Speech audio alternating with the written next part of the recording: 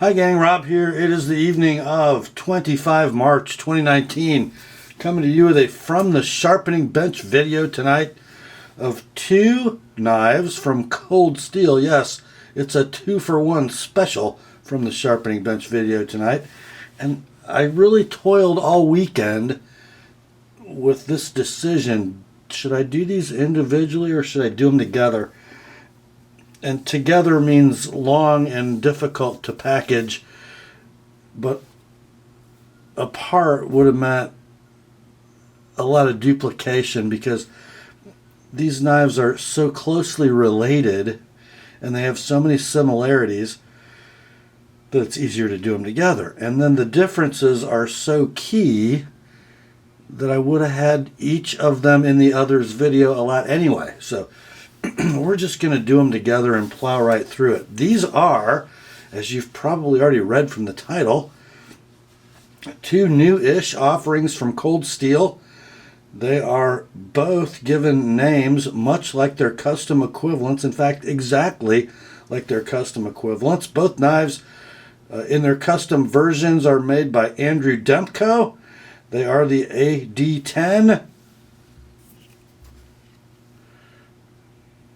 Triad Lock knife and the AD15 Scorpion lock knife. Both of these production models offered by Andrew Demko's day job employer, Cold Steel Knives. Pretty cool, pretty cool, pretty cool. We're going to get into them as a package deal and kind of explain what they are and where they came from. So you guys who are knife community aficionados, Cold Steel fans especially, you know that the Andrew Demko Triad Lock is really responsible over the last 6 or 7 years for putting Cold Steel firmly in that sort of upper echelon of high quality, strong, hard use folders in the production realm at least. Andrew's Triad Lock has been used in many, many Cold Steel models, some of them very similar to Andrew's custom knives. But now finally, I think it's an interesting nomenclature decision, not making Cold Steel models that look a lot like custom Demkos with different names, but these production versions, almost direct copies with some decisions made for cost effectiveness, of course, of Demko customs with the same names. So the most famous Demko custom up until the last couple of years has been the AD10. This knife has been represented in Cold Steel production really by two knives, I think, that have many similarities in design to the Demko AD10. The first one was the Ultimate Hunter, which was quite similar with a little bit different handle profile, but blade shape was very similar, and it was a great knife. And then there was the Cold Steel 4 Max, which was a 4-inch bladed, like 9 or 10 ounce Triad Lock knife with basically this same overall profile. So the AD10 production knife from Cold Steel, I'm going to lay the knife down and give you the dimensions right off the box. As you can see, still kind of a chunker in weight, 6.9 ounces, 3.5-inch blade. Overall length is 8 3/4. So that makes the handle length, 5 1/4? Yeah. And 5/32 or 3.8 millimeter blade stock. So, basically a 3.5-inch class bladed hard use folder. Superb ergos, saber grip all on the handle. Then you've got a forward finger choil for a forward saber. Hammer grip is beauteous. The draw cut grip is awesome. And then you can go reverse grip on it, which the thumb wrap is a little painful on a corner.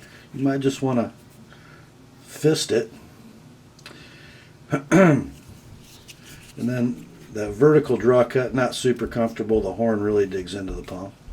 But the two main grips for the knife are going to be the saber grip in both positions and the hammer grip. Very, very well done. It's sort of a smaller 4MAX, and frankly, a lot less money than the 4MAX, but the fit and finish is better. Yeah. The 4MAX was apparently American made. This produced in Taiwan, and just look at the blade grinds. I mean, really. Vertical satin on the swedge and the high, large hollow ground bevel, and then horizontal satin on the flats. Just beautifully executed. Of course, the lock bar is a water jetted piece, not very well finished on the edges. And then you got a perpendicular satin on the back of the lock bar. Doesn't look bad. Stainless steel liners on the AD10, on the 4MAX and the custom AD10, those are titanium. Back spacer is aluminum with a lanyard hole and a little impact device. Pocket clip is tip up. It is right or left hand carry. Since the clip is asymmetrical, cold steel does supply the mirror image clip for lefty carry. Action on the knife with the triad lock, no need to get into its details, is beautiful. It is a free dropper with 0 blade play. No wrist required for deployment. And the centering on this one is absolutely perfect. You have some blasted satin finished crowned G10 scales. The hardware is pretty squared away with a couple caveats. First of all, this thumb stud, it is a flat screwdriver to remove, and frankly, it's not very deep and it's not very sharp, and with the amount of thread locker Cold Steel is using now, leave it alone or you'll strip out the slot.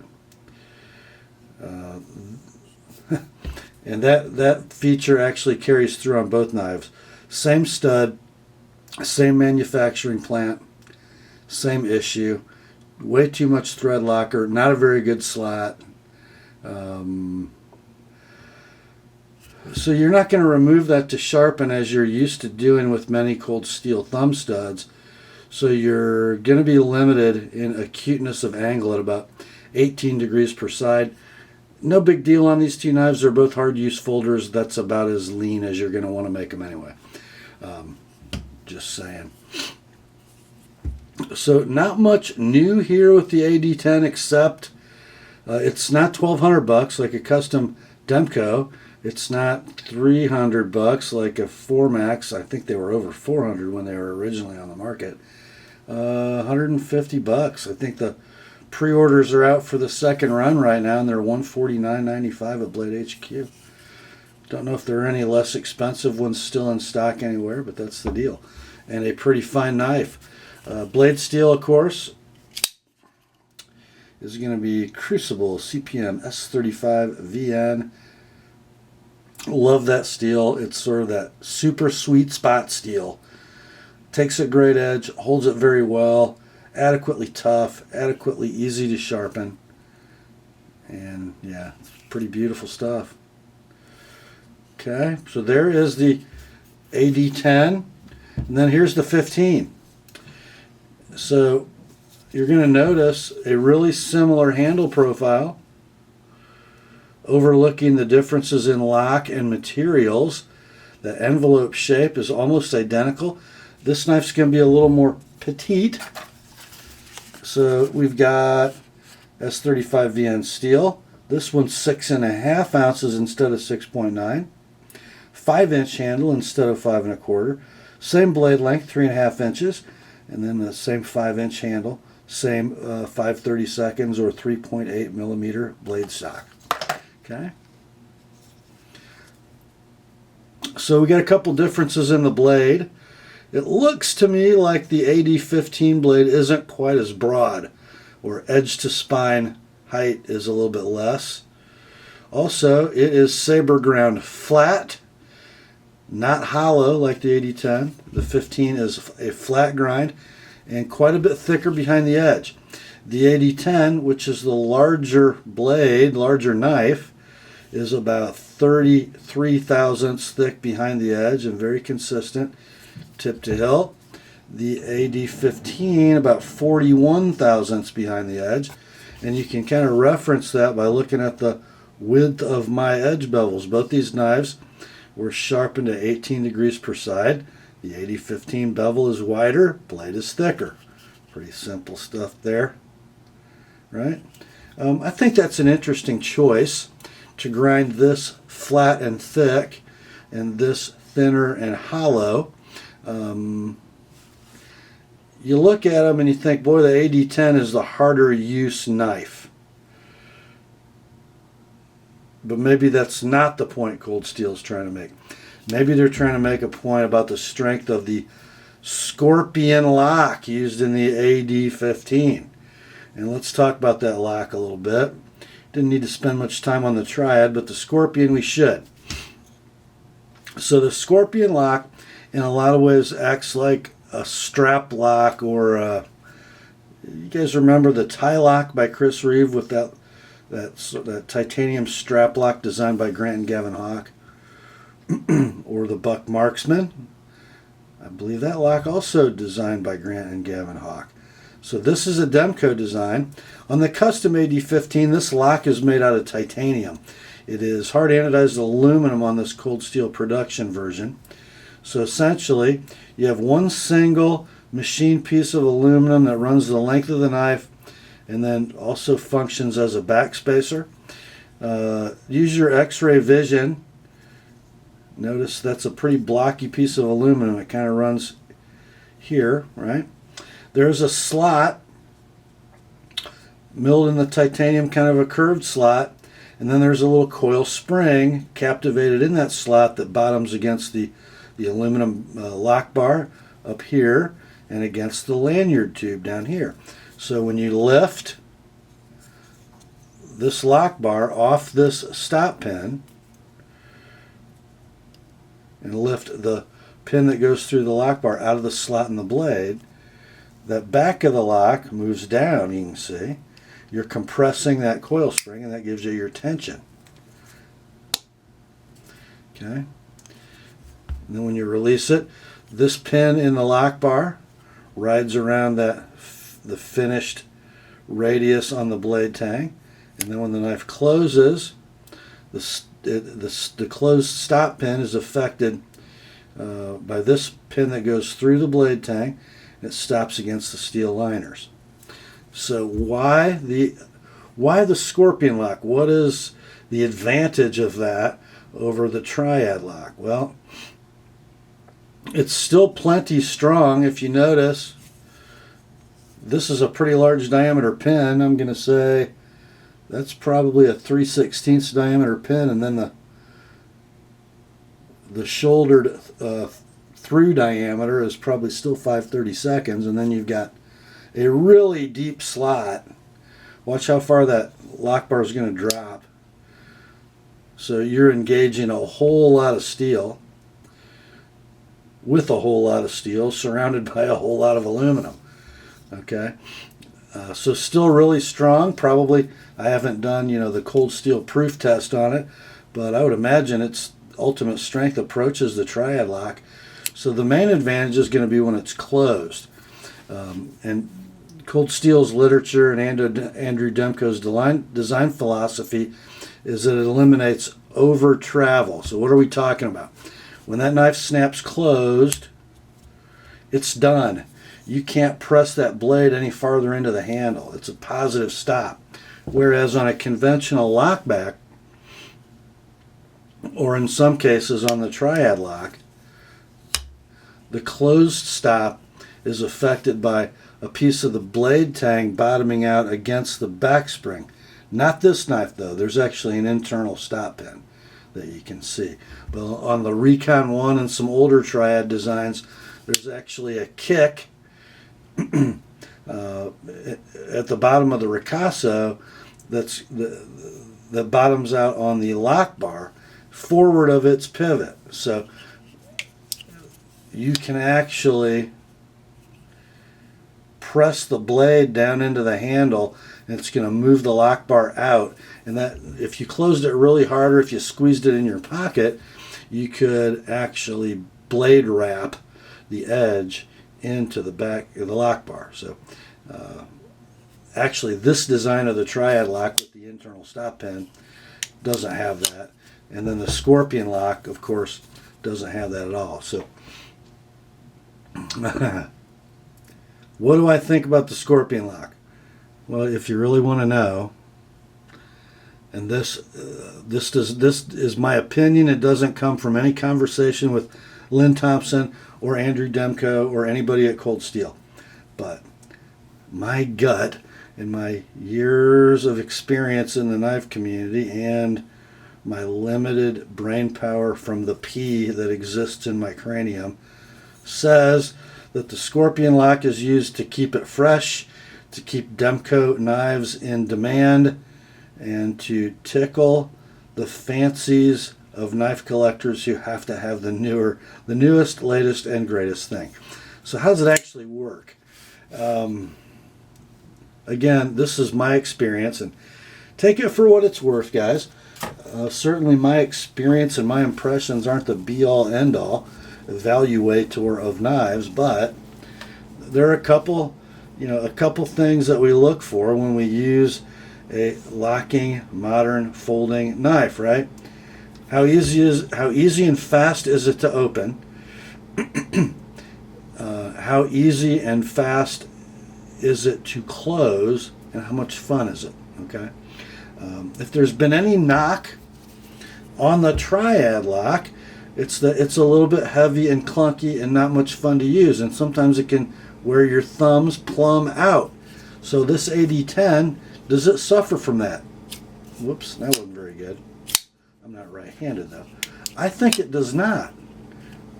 It's a nice deploying knife. It's easy to release. It drops free. It's a pretty slick triad lock. It's very similar to most Code 4s in how it operates, and that is to say, with low to moderate effort, all lockback things considered. So it's easy to open, it's easy to close, can be done easily with one hand without a lot of effort. Okay, so it's one of the best examples of slickness of operation in a triad lock. How about the Scorpion lock? Well, I think it blows in the categories of ease of use, slickness of operation. I think it blows. You can't really. It's very hard to in this kind of a grip to get that lock bar released. You almost have to, if you want to do it one-handed, you almost have to do it from the spine, pinch with the index finger and thumb, and then push the scale or the frame down with your middle finger, and then sort of like fling it. That isn't fun, right? It's not fun, and it's not particularly easy. You know, you can do it like this, with a two-hand method. You know, it kind of resembles closing a slip joint, and that works pretty well. But it's not one-handed easy like almost every other modern folder in the world, and it's not. You can't do it like a Buck Marksman or a Chris Reeve tie lock with your thumb, unless you got a lot stronger thumb than I do. And I handle and tune and tweak and clean and lubricate a whole lot of knives. It's usually not very hard for me to get acclimated to one and sort of get it to sing as it was designed. I can't get this one to sing. I can get it to blow like a foghorn. I don't know. Here's the other thing. Because of the grip that you've got to use to do this one-handed, it really requires you to squeeze with your thumb and forefinger. So even if the blade does have free dropping action, which it might, because you're squeezing the frame together when you're trying to close it, it doesn't really want to drop very free. So I don't know, boys. I'm not digging it. I'm just not. And is it aesthetically pleasing? I don't know. What do you guys think? Not to me.